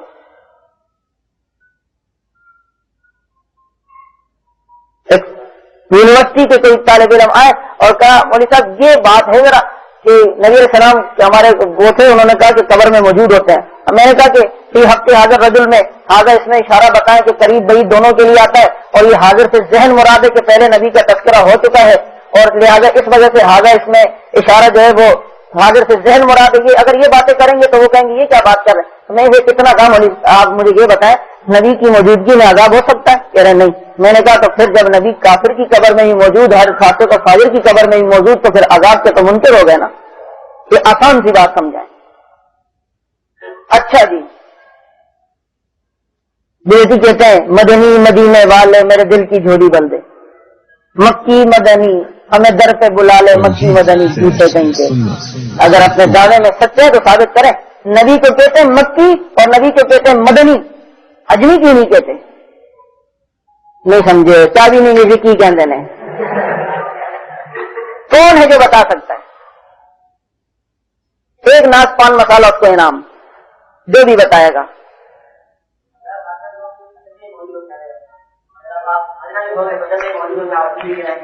جزاک اللہ۔ دیکھو نبی کو مکی اس لیے کہتے ہیں مکے میں پیدا ہوئے، مدنی اس لیے کہتے ہیں کہ وہاں ہجرت کر کے چلے گئے۔ باقی جگہوں پر بھی اگر ہوتے تو عالمی بولتے، پنجابی بھی بول سکتے تھے پھر نبی کو، بلوچی بھی، کیونکہ سب جگہ پہ موجود تھے، تو نبی کے مکی اور مدنی ہونے کے بھی منکر ہیں۔ وقت میں لے لینا یار، یہ تو ضائع ہو گئی، بڑا مسئلہ ہے۔ اگلی دلیل بدعتی کہتے ہیں اے صبا مصطفیٰ سے کہہ دینا، سر کے غم کے مارے سلام کہتے ہیں۔ حاجیوں مصطفیٰ سے کہہ دینا، غم کے مارے سلام کہتے ہیں۔ بڑا ہی بدعتی ہے، ادھر کہتا ہے ہر جگہ موجود، ادھر حاجیوں کو سلام بھیجتا ہے کہ نبی سے جا کے کہتے ہیں کہ نہیں جمعہ والے دن اے صبا، صبا ہوا کو کہتے ہیں، اے ہوا مصطفیٰ سے کہہ۔ دیوبندیوں کا درود اللہ کے حوالے ہوتا ہے، اللہم صلی علی محمد النبی الامی، ہم اللہ کے حوالے اور یہ ہوا کے حوالے۔ قیامت میں یہ بھی آئیں گے اور انشاءاللہ علماء دیوبند بھی آئیں گے، اللہ ہم نے جو درود تیرے حوالے کیا، کہاں؟ ہاں فرشتے اس کا ثواب یہ سنبھال کے رکھا ہے۔ بدعتی کہے گا اللہ درود تو میں نے بھی بھیجا تھا، کس کے حوالے کیا تھا؟ اللہ ہوا کے حوالے۔ ہوا کو بلایا جائے، ہاں بھائی اس کا درود لے کے گئی کہ نہیں؟ کہ اللہ گئی تو ٹھیک مدینے، لیکن تو نے ایسا چلایا کہ میں کوئٹہ چلی گئی، نہ میں پہنچی نہ اس کا درود پہنچا۔ تو اس لیے درود حوالے کرو اللہ کے، پھر معاملہ صحیح ہے۔ جو چیز اللہ کے حوالے ہو جاتی ہے پھر اللہ اس کو آگ میں بھی بچاتا ہے، چھری کے نیچے بھی بچاتا ہے، پھر دریا کے اوپر تخت بھی بچاتا ہے، اور پھر غار کے اندر بھی بچاتا ہے، ہر جگہ اللہ کی حفاظت میں آ جاؤ۔ تو اے صبا مصطفیٰ سے، الیاس قادری ایس کی کیسٹ ہے، ہمارے پاس ہے ابھی، کس کو دیے؟ دکان پہ۔ اس میں ہم 2-3 دن پہلے سن رہے تھے کہ حضرت اپنی منہ میاں مٹھو بہت بن رہے تھے، ان کی حقیقت تو سب کو پتا ہے کیا تھا اور کیا نہیں تھا۔ جھاڑو بیچنے والا علامہ بن گیا، ان کا کوئی پنواری ہوتا ہے، سلیم قادری پان بیچتا تھا۔ یہ شفیع اکاڑوی جو محرم میں شیعت پھیلاتا ہے بدعتی بن کے، یہ اوکاڑا میں صابن بیچتا تھا۔ ہاں کوئی کیا بیچتا ہے، کوئی کیا، پھر یہاں آ جاتا ہے۔ جس کی آواز ملکہ جہنم کی طرح خوبصورت ہے یہ ان کا مولوی ہے، جس نے گالیوں میں PhD کیا ہو وہ ان کا علامہ ہے۔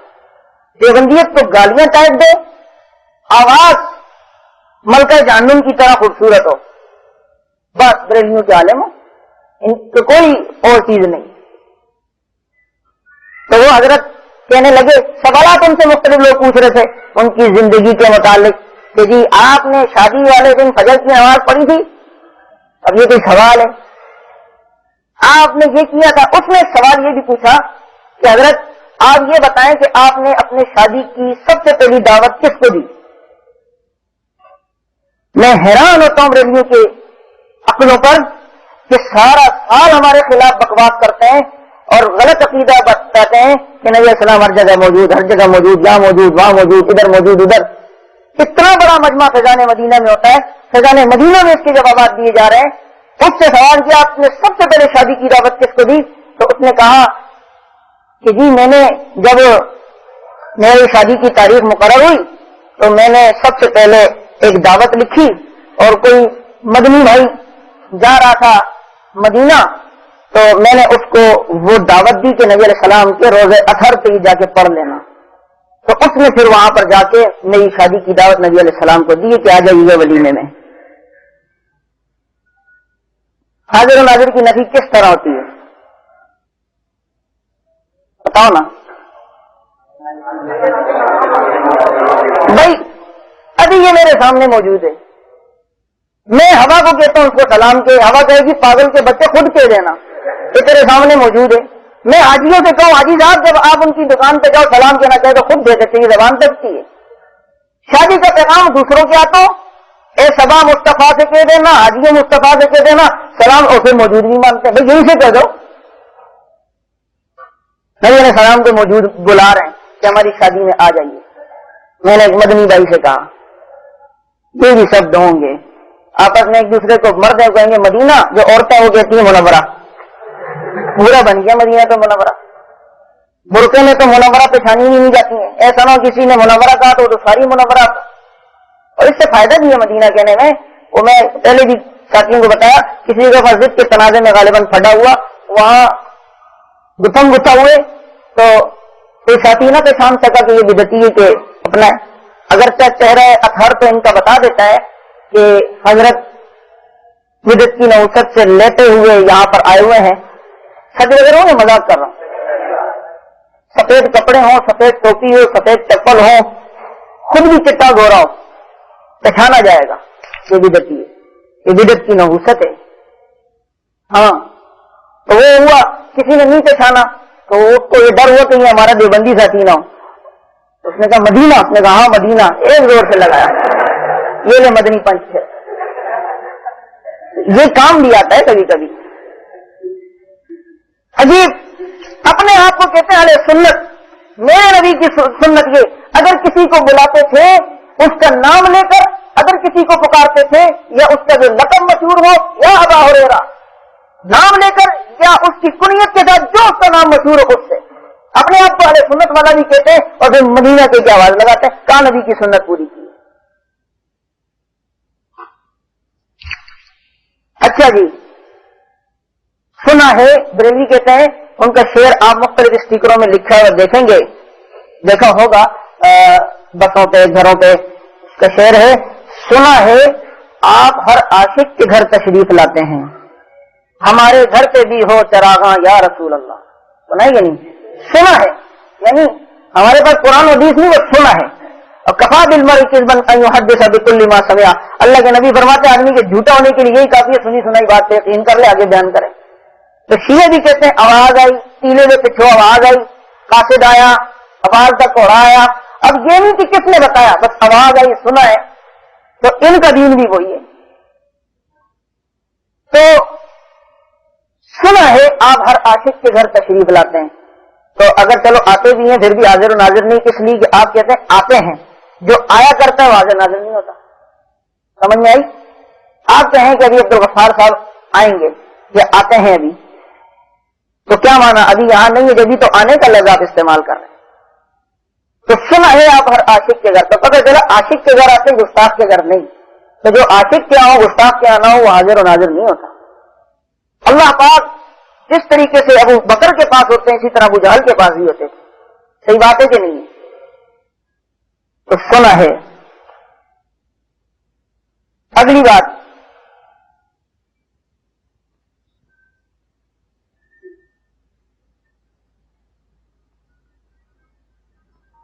کہ آپ ان سے کہیں یہ جو درود ہم پڑھتے ہیں فرشتے اس درود کو کہاں لے کے جاتے ہیں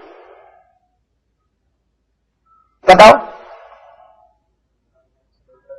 آپ علیہ السلام کے پاس نا, آپ علیہ السلام کی حدیث بھی ہے, ان للہ ملائکۃ سیاحین فی الارض یبلغنی امتی السلام, جو بندہ جو میرا امتی مجھ سے درود پڑھتا ہے فرشتے وہ درود مجھ تک پہنچاتے ہیں. من صلی علیہ عند قبری سمعتہ ومن صلی علیہ لا ینبلغتہ, جو میرے قریب درود پڑھتا ہے قبر کے پاس میں خود سنتا ہوں, جو فرشتے دور سے کیا نام کوئی بندہ دور سے درود پڑھتا ہے فرشتے مجھ تک پہنچاتے ہیں. تو اب یہ درود پڑھا ہم نے اور اللہم صلی علی محمد وآلہ وبارک وسلم. اب جب یہ درود پڑھا اس درود کو فرشتے موسیٰ کالونی کی گلیوں میں لے کے جائیں گے, میرا خیال میں چکی واڑا یا منصور لوگوں کی یاری میں کہاں لے کے جا رہے ہیں؟ مدینے میں نا. تو کس کا عقیدہ ثابت ہو رہا ہے؟ ہم بھی تو یہ کہتے ہیں آپ علیہ السلام اپنی قبر میں زندہ موجود ہیں. جو قبر قریب درود پڑتا ہے علیہ السلام خود سنتے ہیں, جو دور سے پڑتا ہے فرشتے پہنچاتے ہیں, وہاں ہیں قبر اطہر میں. اب مولوی صاحب فرشتے جب درود وہاں لے کے جا رہے ہیں تو پتہ چلا نبی علیہ السلام وہاں ہیں. اگر کسی اور جگہ بھی ہوتے تو فرشتے تو کہتے یار ہم جائیں کہاں, جہاں جائیں گے جہاں جائیں گے جہاں جائیں کہاں جائیں, کتنے سارے. اور دوسری بات یہ عقلی دلیل پتہ نہیں کتنی ہو گئی ہیں, 15 16 یہ تو مولوی صاحب علماء دیوبند کا یہ عقیدہ ہے کہ نبی علیہ الصلوۃ والسلام کا جسم اطہر زمین کے جس حصے سے ٹچ ہے, جس حصے سے مس ہے, جڑا ہوا ہے, زمین کا یہ حصہ عرش و فرش کرسی تمام کائنات سے افضل ہے کہ نہیں؟ آپ کا بھی عقیدہ ہے یا نہیں ہے؟ یہ حصہ جو نبی علیہ السلام کا جسم سے ٹچ ہے, جہاں میرے نبی کا جسم لگ جائے وہ جگہ عرش فرش سے زیادہ اہم ہے. مجھے کہو مولوی صاحب یہ لالو کھیت کی گڑیاں عرش سے افضل ہیں؟ بولو لانڈی کورنگی کی گڑیاں عرش سے اعلیٰ ہے؟ اسی طریقے سے آپ کی گولی مار کی گڑیاں عرش سے اعلیٰ ہیں. کیوں؟ جسم اثر ٹچ نہیں. اگر اس جگہ جسم اثر ٹچ ہو, خدا کی قسم یہ موسیٰ کالونی اور لالو کھیت کی گلیاں یہ بھی عرش سے اعلیٰ ہوں.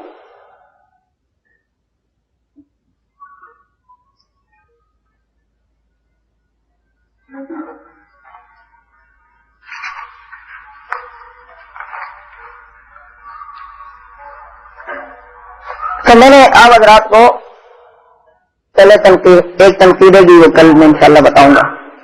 ابھی قرآن سے چند دلائل نبی علیہ السلام کے حاضر و ناظر کی نفی کے. ویسے تو میں نے پچھلے کورس میں 10 دلائل لکھائے تھے, لیکن یہاں شاید اب 5 دلیلیں قرآن سے اور 5 احادیث سے لکھوا سکتا ہوں. باقی صرف آیت نمبر بتا دوں گا, اس کا شان نزول وغیرہ آپ دیکھ لیجئے گا. مختصراً شان نزول بھی بتاؤں گا. قرآن کریم کی پہلی آیت ہے ان ذالکم کان یؤذی النبی فیستحیی منکم واللہ لا یستحیی من الحق. یہ آیت پارہ 22 سورہ احزاب رکوع 7.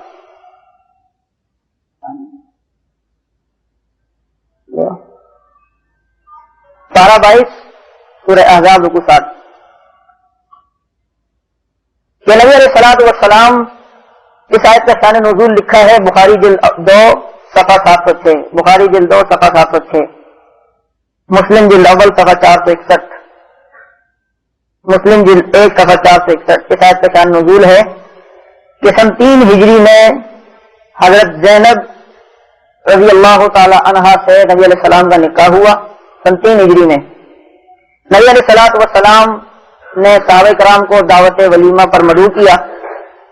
صحابہ کرام رضوان اللہ تعالی اجمعین دعوت سے تشریف لائے اور کھانا کھا کے وہیں بیٹھے. آپ علیہ السلام چاہتے تھے کہ یہ صحابہ یہاں سے چلے جائیں جلدی, لیکن وہ بیٹھے رہے. تو آپ علیہ الصلوۃ والسلام ان کو شرم کے مارے کہہ بھی نہیں رہے کہ آپ جاؤ. کسی کے گھر پہ مہمان آ جائے اس کو کیا بھگایا جاتا ہے؟ اس کو تو نہیں بھگایا جاتا. ہاں اس کو بھگانے کا ایک طریقہ کہ آپ بار بار گھڑی کو دیکھو. یہ بھی چند باتیں ہیں. یہ رستے میں مل جائے چائے پیو گے تو یہ نہ پلانے کے مترادف ہوتی ہے. تو خود تو نہیں جو جہاں پیوں گا. تو آپ علیہ الصلوۃ والسلام نے یہ سوچا, ایک بات دل میں یہ آئی کہ آپ علیہ السلام خود اٹھ کے باہر تشریف لے گئے اور باہر چہل قدمی کرتے رہے. تو بخاری کی روایت کے الفاظ ہیں ثم ظن انہم خرجوا ثم ظن انہم خرجوا فرجع فاذا هم جلوس. کہ آپ علیہ السلام یہ سمجھے کہ وہ صحابہ چلے گئے, لہذا واپس جب تشریف لائے گھر پر دیکھا فاذا هم جلوس, وہ بیٹھے ہوئے تھے. تو آپ علیہ السلام دوبارہ باہر تشریف لے گئے. تو پھر حضرت انس رضی اللہ تعالی عنہ نے آ کر اطلاع دی کہ اللہ کے نبی وہ چلے گئے.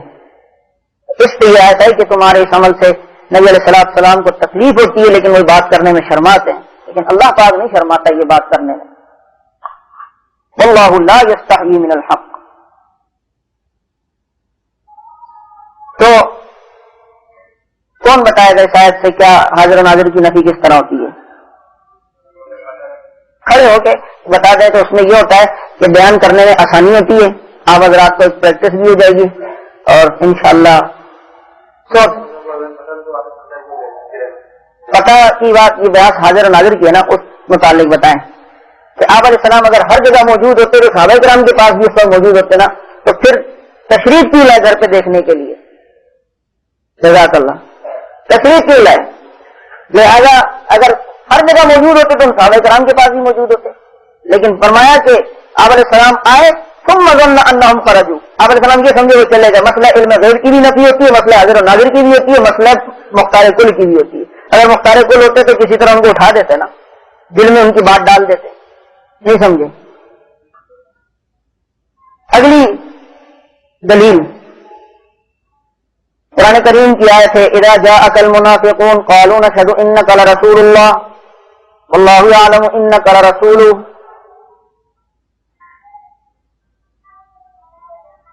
یہ منافقین جب آپ کے پاس آتے ہیں تو کہتے ہیں ہم گواہی دیتے ہیں آپ اللہ کے رسول ہیں، اللہ بھی جانتے ہیں آپ اللہ کے رسول ہیں، لیکن یہ منافق جھوٹے ہیں. یہ سورہ منافقون پارہ 28 سورہ منافقون. اس آیت کا شان نزول بخاری جلد 2 صفحہ 727 بخاری جلد 2 صفحہ 727 میں لکھا ہے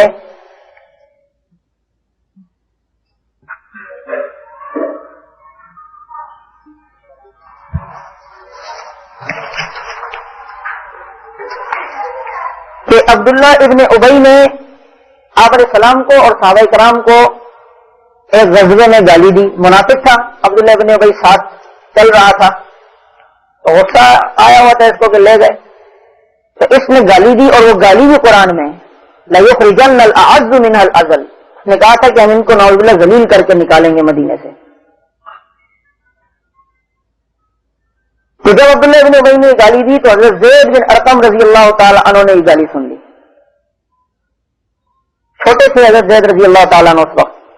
تو حضرت زید رضی اللہ تعالیٰ نے اپنے چچا سے جا کے یہ بات کہہ دی کہ چچا جان عبداللہ ابن ابی نے یہ گالی دی ہے نبی علیہ السلام کو اور آپ علیہ السلام کی جماعت کو. آپ علیہ السلام نے ان کے چچا نے آپ علیہ السلام کو بتلایا کہ حضرت یہ عبداللہ ابن ابی نے حرکت کی ہے. آپ علیہ السلام نے عبداللہ ابن ابی کو بلایا. اس عبداللہ ابن ابی نے کہا خدا کی قسم، اللہ کی قسم، اللہ باللہ تعالیٰ میں نے تو گالیاں نہیں دی، کچھ بھی نہیں کہا، آپ تو میرے محترم ہیں، یہ ہیں وہ ہیں. تو حدیث کے الفاظ ہیں حضرت زید رضی اللہ تعالیٰ فرماتے ہیں فَكَذَّبَنِي رسول اللہ صلی اللہ علیہ وسلم وصدقہ. فَكَذَّبَنِي رسول اللہ صلی اللہ علیہ وسلم وصدقہ. آپ علیہ السلام نے مجھے جھوٹا قرار دے دیا اور عبداللہ ابن ابی کو سچا سمجھ لیا. فَأَصَابَنِي هَمَّ لَمْ يُصِبْنِي مِثْلُهُ قَطُّ. حضرت زید فرماتے ہیں خدا کی قسم جتنا دکھ جتنا صدمہ مجھے اس دن ہوا تھا اتنا کبھی بھی نہیں ہوا. میں سارے مجمع میں رسوا ہو گیا. تو کہا پھر میری برات میں یہ آیت آئی حضرت زید رضی اللہ تعالیٰ کی برات میں اور عبداللہ ابن ابی کی حقیقت کھول کے بتائی اذا جاءك المنافقون قالوا نشهد انك لرسول الله. یہ منافق آتے کہتے ہیں آپ اللہ کے رسول ہیں. واللہ یعلم انک لرسول. اللہ بھی جانتے ہیں آپ اللہ کے رسول ہیں. واللہ یشهد ان المنافقین لکاذبون. لیکن اللہ گواہی دیتے ہیں کہ منافق جھوٹ بولتے ہیں. اس طریقے سے صحیح آیت آئی. نبی علیہ الصلوۃ والسلام نے حضرت زید کو بلایا اور فرمایا ان اللہ قد صدقک یا زید. اے زید اللہ نے تجھے سچا قرار دے دیا. اگر ہر جگہ موجود ہوتے تو عبداللہ ابن ابی نے جب گالی دی تھی تو وہاں بھی موجود ہوتے. گالی دی اور پھر آگے کہا حضرت میں نے نہیں دی تو آپ علیہ السلام اس سے فرما دیتے خاموش ہو جاؤ، جب تم نے گالی دی تمہیں پتہ نہیں میں حاضر و ناظر ہوں. تم نے تو اس وقت تمہارے گھوڑے کے ساتھ موجود تھا، تمہارے ساتھ حاضر و ناظر تھا، لیکن نہیں فرمایا. اور حضرت زید کا بھی عقیدہ نہیں. اگر ایسی بات ہوتی تو حضرت زید فرماتے اللہ کے نبی آپ کو تو سب کچھ معلوم ہے، آپ تو وہاں موجود تھے.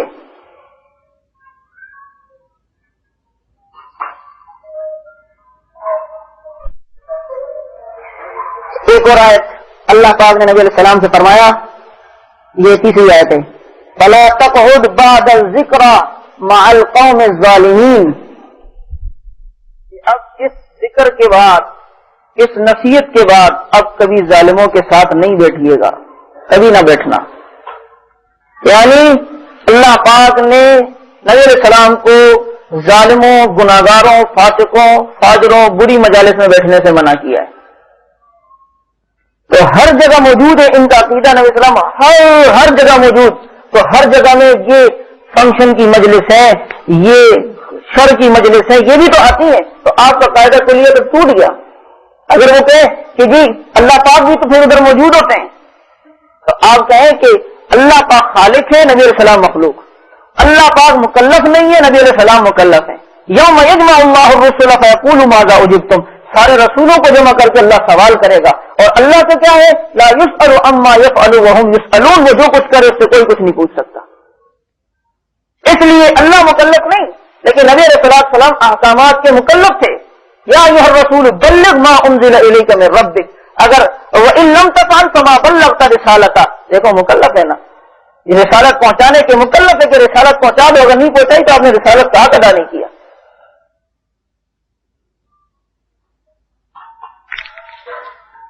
تو فلا تقعد بعد الذکری مع القوم الظالمین۔ اگلی آیت